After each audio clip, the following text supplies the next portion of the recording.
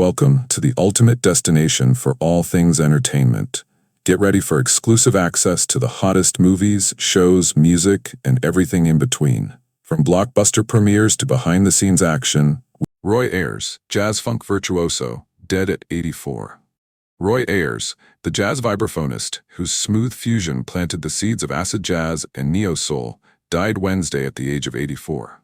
Ayers' family confirmed his death on the musician's Facebook page.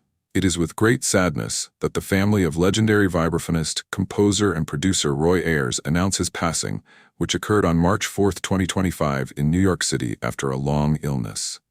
A specific cause of death was not immediately available. Originally a practitioner of hard bop, Ayers eased into jazz fusion in the early 1970s, a transition he underscored by forming the group Roy Ayers Ubiquity. Cultivating a smooth signature sound that wove lush soul, elastic jazz, and tight funk, Ayers emphasized rhythm and texture, a combination that gave him a handful of crossover R&B hits. Running Away cracked Billboard's R&B Top 20 in 1977, with Hot matching that feat in 1985. It was a blend that also made his work ripe for sampling. Everybody Loves the Sunshine, a Ubiquity track from 1976, became a ubiquitous sample in the 1990s after being featured in Mary J. Blige's My Life. Over the years, Ayers' music was sampled by Dr. Dre, Kendrick Lamar, A Tribe Called Quest, Kanye West, Common, and Tyler the Creator, among scores of other acts. Roy Ayers was kind of a godfather of the contemporary vibes. He brought a different element to his sound, compared to everybody else, vibraphonist Warren Wold told the New York Times last year. Roy's music is something you can jam to and have a good time, or you can just sit back and hang out with it in the background. The vibe is always strong. A native of Los Angeles, Ayers was born September 10, 1940.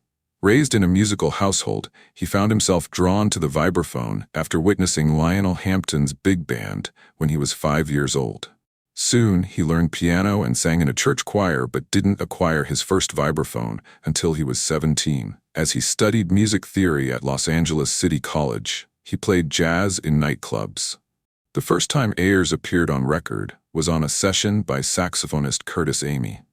By 1963, he had his own recording contract, releasing his debut album, West Coast Vibes, in 1963.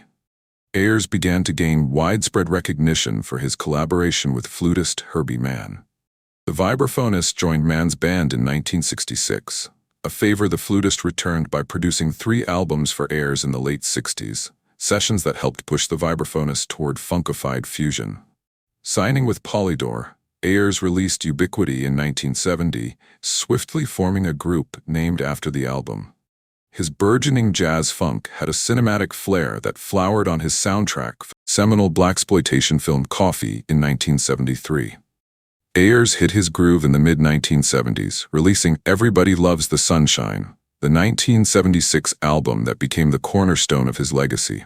Its warm, comforting vibes turned it into an enduring standard that eclipsed its chart position. Then,